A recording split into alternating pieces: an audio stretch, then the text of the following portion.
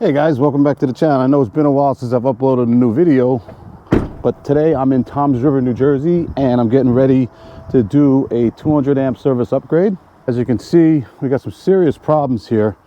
No, not the J channel, although I don't like the J channel. We got this duct seal right here, which is good. Not let the water in, but look at this jacket right here. Look at this old service entrance cable. So you'll see, and this is still live, you'll see when I take inside to see the panel, the damage that it's done. It's a straight run up at the top. However, this side of the house faces the east, and it's a beautiful day. A couple days after that big storm, Helene, we didn't really feel, but it was raining the past couple days. So what we're gonna do here, being that the sun comes from that side right there and is beating on the side of this house for most of the day, we're gonna put an expansion coupling in, our PVC, to accommodate for that movement. I'll take a look at it right now. We've done the grounding. I do like to come here a day or two before I do the service. Actually, it was last week. Drive 2 ground rods. One is there, one is there. Then we have it attached to the concrete foundation. This is the H2O, or the in-ground water pipe, copper water pipe, grounding electrical conductor. We'll be putting in a meter main right here. And like I said, we'll be doing all PVC. So when they built this platform, it's a nice boiler, nice water heater and everything. The trouble is, you gotta have 3 foot of clearance in front of the electrical panel. So I don't know, it looks original with the house, so it's gonna have to stand. But it's not easy for a guy like me to work so close to the panel. See how close I am? I'm within an arm's length, which is where I'd be standing normally. But this distance right here behind the panel should be 36 inches according to the National Electrical Code. So as you can see, we have a sub panel in the crawl space. I haven't seen that. I don't know why you'd put a sub in the crawl space. Again, you don't meet the criteria of working space for an electrical panel inside of a crawl space. Okay, you can't stand up, inadequate working space, but somebody did it, so it's done. Here you see we have some square D circuit breakers in this Bryant electrical panel. So that's a violation, and that's a violation. There is one GFCI breaker here. I'm not exactly sure what it does, but we're gonna find out later. We have an in-ground pool with a panel out in the back that I've seen. Then we have several other 2-pole breakers. So this right here, a pool pump, or a pump, whatever that is, it's off. So we're gonna label that when we take the panel cover off and we take the breaker off. We're gonna label that so we don't energize it on the way out. This looks like a spare of some sort, but it's a 50. We're gonna get ready to turn this stuff off. I just wanted to show you what we did. The water ground goes from the outside, which is right in there. It's tucked up nice and neat behind the boiler here. And then it goes inside to where the water main came into the house. And I will show you that when I go inside the house. But right now it's time for me to take the extension ladder off the truck, kill the power, and start dismantling this old service and getting it in gear.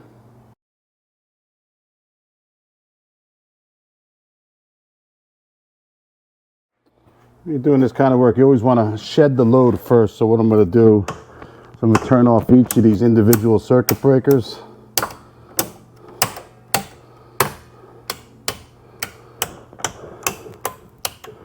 Alrighty. And then we're going to turn off this main. Main is off. All the load is shed to the house, and now I'm ready to cut out. I'm gonna pull the meter first, and then I'm ready to cut out.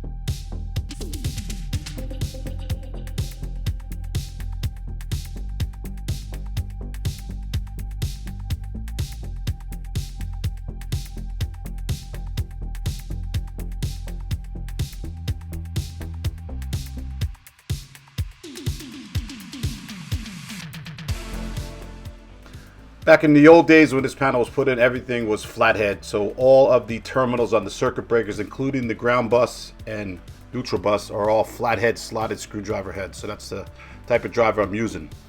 Once I disconnect all the conductors from the terminals, I'm able to take out the lock nuts before preparing to remove the cables once I open up that sheetrock above the panel.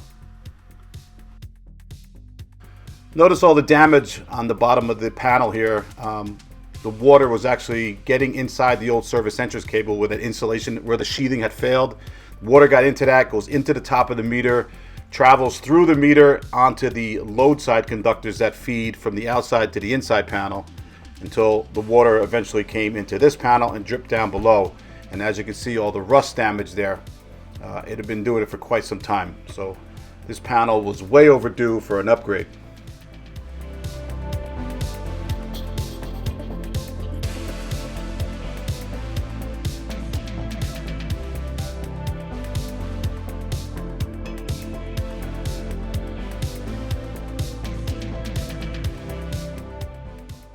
The dimensions of the new panel that we're putting in, the 200 amp main breaker panel, is approximately 39 inches tall and 14.5 inches wide. So I'm cutting out this sheetrock strategically to fit the new panel, and it also gives me access to start removing these cables from within the enclosure. Once this is done, I'll take off all of the connectors that you see here now. So we could put on the new white connectors that you see me often using in my videos.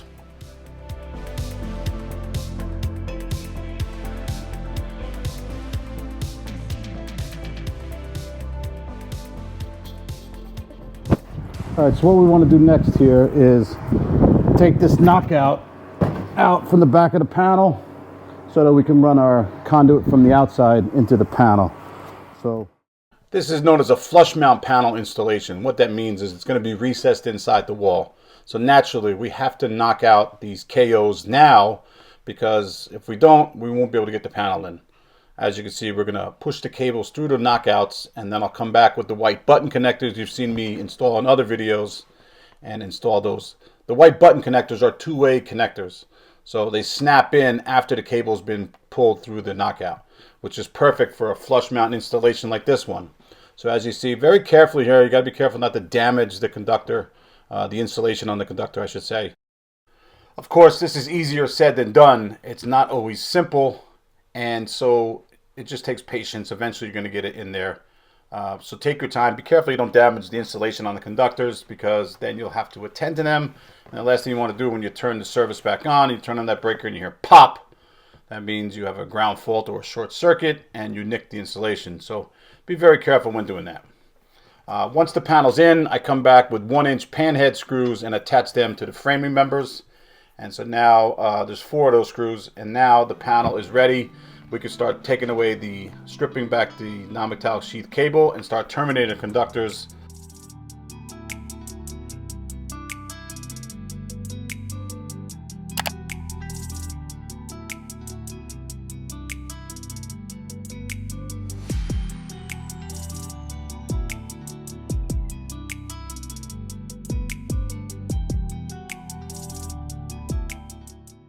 What I'm doing here now is I'm cutting away the J channel with my oscillating tool.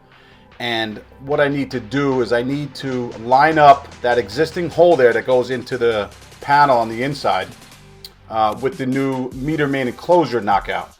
And what I'm about to find out is that knockout is actually a little offset from the middle of this enclosure. And so what I need to do is line up that knockout with the existing hole going into the panel. And when I do that, I find out that there's going to be an area where the siding ends, and you're going to see that silver insulation in the sheathing. So what I wound up doing was going back home and making a custom cut of PVC trim board so we could mount this enclosure to it.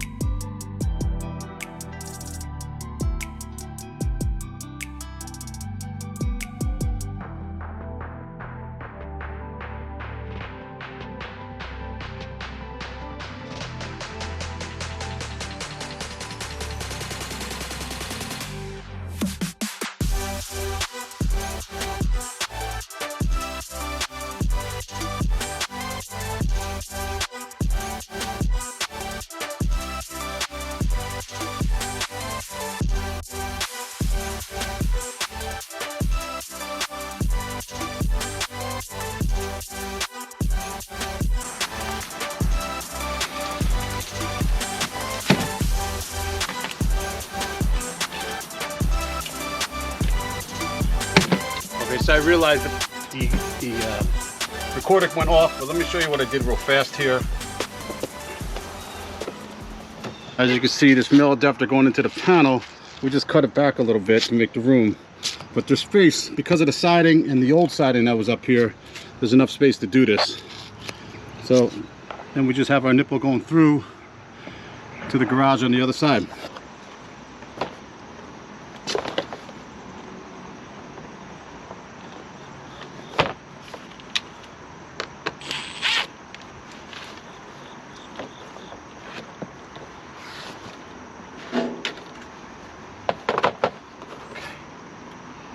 Level there.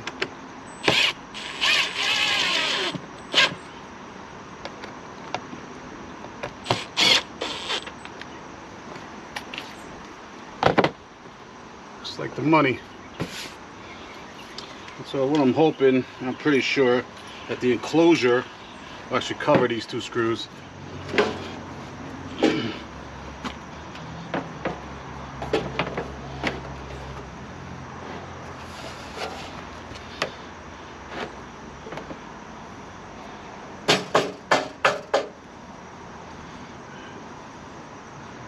Let's get this one in here.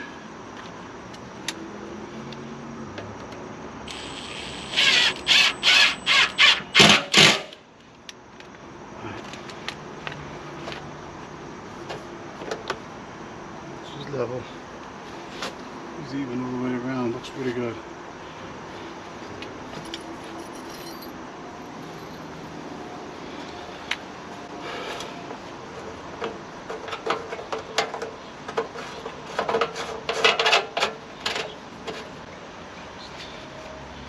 Nice thing about PVC is you don't have to worry about that bonding bushing now, and also we don't have to worry about rust.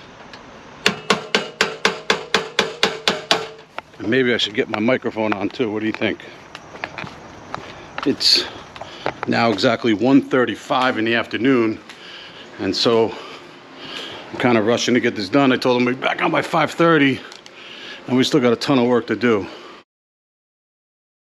This is a main breaker panel, even though my main service disconnect is loaded on the outside. I like to include the main breaker panel when I can, in case my customer asks me about setting up a mechanical interlock switch, which you'll need the main breaker to disconnect from the utility side in order to connect your generator. So I understand that this panel here costs me approximately $25 extra to have that main breaker in there. So if I was to buy this enclosure with just the main lugs without the main breaker, it would be $25 less.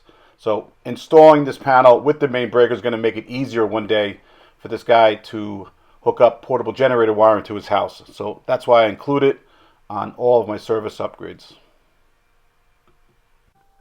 So because my main disconnect is going to be located outside, inside this panel here, we are separating the grounds and neutrals. And the reason why we separate the grounds and neutrals is because the neutral is a grounded conductor, but it's also a current carrying conductor. So in a 120 volt circuit, that neutral wire and the hot wire are going to carry the same amount of current on the particular section of the branch, I should say. So what that means is you have current, just as much current flowing on your neutral conductor as you do on your hot conductor. And we separate them here at this panel because we don't want current flowing on our equipment grounding conductor. The only time you should have current on an equipment grounding conductor is when there's a ground fault condition and ground fault current needs to return to the source to open up that circuit breaker. That's the principal reason we have equipment grounding conductors, and the reason for grounding, for clearing a short, clearing a ground fault, I should say. Grounding a panel and a service is something completely different. So please don't get the two confused. As always, if you have questions, leave them in the comments down below, and I'll be more than happy to answer those questions. So we all know that the whole house surge protection device is required now by the National Electric Code, and that's what I'm installing there. So with this Cutler Hammer BR panel, we could put this whole house surge protection anywhere on that bus. I understand that Square D specifically states where they want you to put it. I don't understand why they do that, but I'm going to a convention in a couple weeks down in Tampa with the Independent Electrical Contractors, And I think I'm going to ask a Square D representative that question, why they do that, and see if he has an answer for me. So stand by for that. But for now, if you like this video, do me a favor, hit that like button. And if you really enjoy this content, you want to see more, hit the subscribe. And also hit that notification bell so you'll be notified when a new video comes out.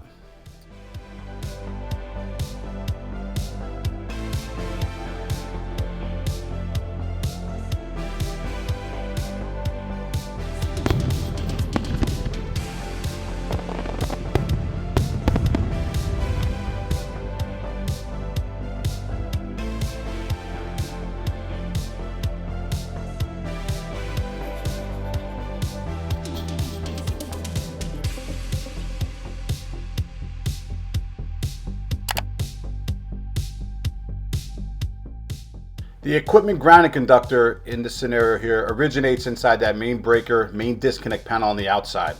It's green, it's a number 2 aluminum, and once we bond to one of the lugs on the equipment grounding buses, the entire metal enclosure is now grounded. Now the neutral conductor also originates at that main disconnect, and that's where it's bonded to the equipment grounding conductor, and it's isolated here at this panel.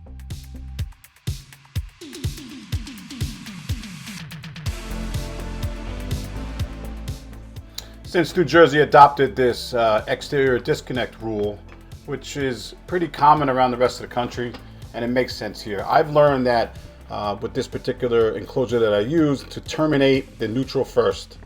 And then what we're going to have to do is have our feeder supplies to the panel on the inside here. When they terminate at the main breaker, they lap over the neutral here. It's really not a whole lot of room here, and I'm not sure if I like this design very much. Because it's such a short conductor right there, but it is what it is. I mean, I guess I could loop it around in there and make it longer. I don't know if that's necessary, to be honest with you. Anyway, this Klein tool that I'm using here to strip back the conductor, you can find a link for that in the description of this video. And if you buy something, it's going to link it to Amazon. If you buy something, I get a small commission for that, so that'd be much appreciated. I have a lot of tools in that list, so if you like this video and you like the tools that I use and you're interested in them, if you buy from the links that I provide in the description, it helps out the channel a little bit, puts a little extra change in my pocket, and offsets some of the costs of making these videos. The GoPro cameras, the SD cards, the time I'm spending here editing this video, so it's very helpful if you do that. For the most part here, this isn't too difficult. It took me a little while. So on this side, because the conductors are so short going into the main breaker right here, I terminate these conductors first before terminating the conductors on the inside, because there's a little bit more room on the inside panel with less room in this particular meter here.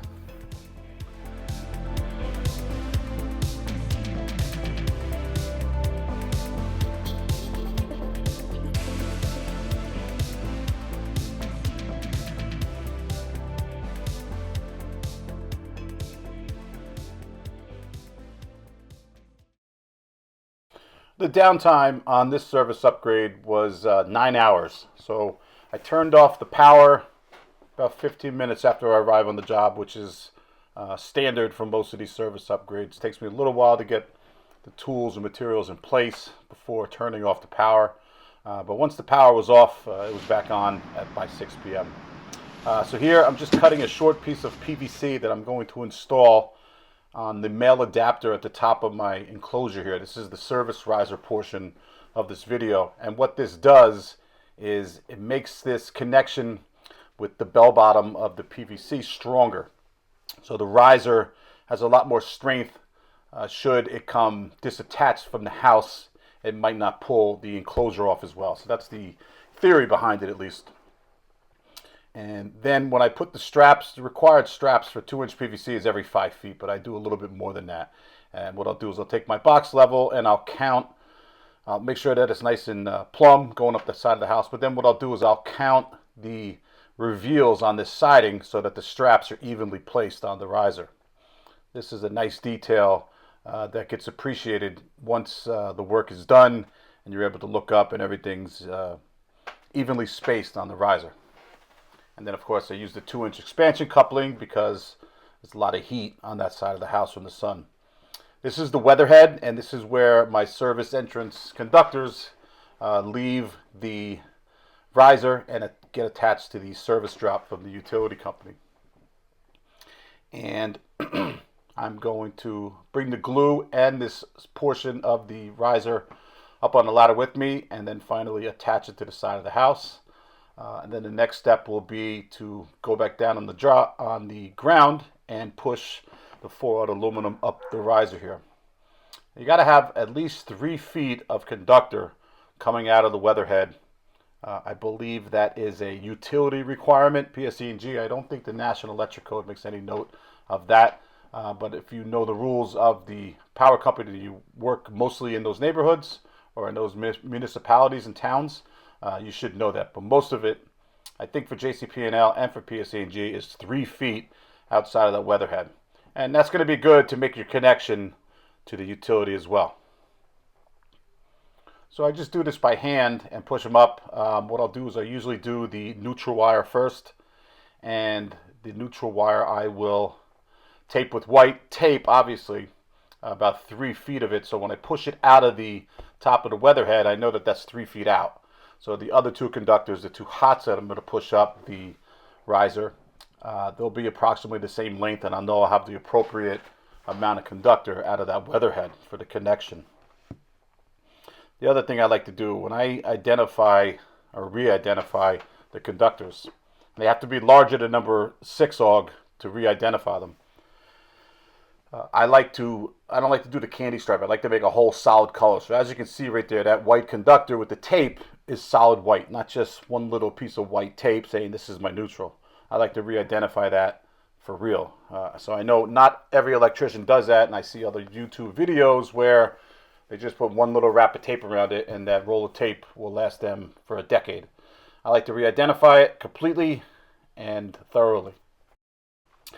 Next up, after getting these service entrance conductors in place, is I have to finish up the grounding portion. So the 2 wires, the 2 conductors from the ground rods and the water main get attached inside this main disconnect on the exterior here.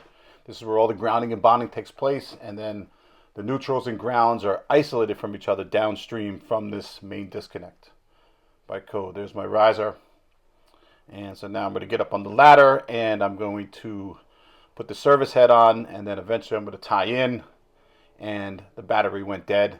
And this is the last bit of footage that I have on my GoPro camera for this video, but I did take an after video with my iPhone, and I'll be putting that in just at the end of this video as this segment ends. I really hope you guys enjoyed this video. It took me a while to get this one out. I've been working on it for a couple weeks, to be honest with you. And I just had time tonight to finish it up.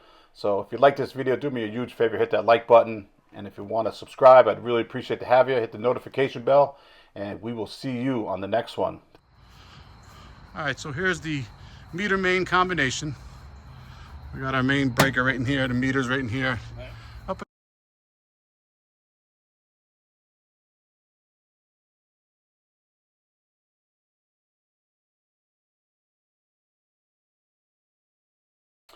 This is the final result of the panel. You see the whole house surge protector. None of those circuits are labeled at this time, but I'm going to go back there and meet the inspector on the day of inspection, and while I'm waiting for him, I will identify each of these circuit breakers the best I can. If you like this video, hit that like button. Thanks. We'll see you on the next one.